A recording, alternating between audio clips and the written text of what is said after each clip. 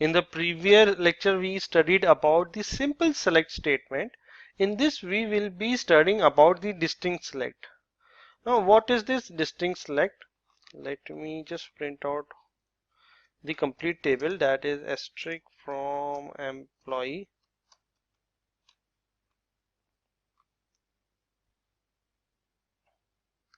Okay.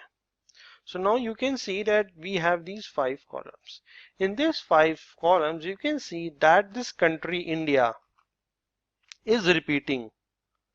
So in this table, I want to check how many distinct countries there are. That is India, America, Japan.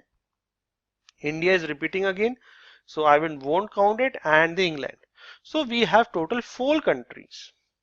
Now if I want to get this data, I have to use the distinct statement. That is, I have to write select distinct and the column name on which I want to add distinct, that is country, from table name, that is employee. And if I click on run, you can see here only 4 rows are selected. That is, India is counted only once. On the other hand, if I say employee ID is unique for each row. So it would give me 5 rows. Yes, 5 rows.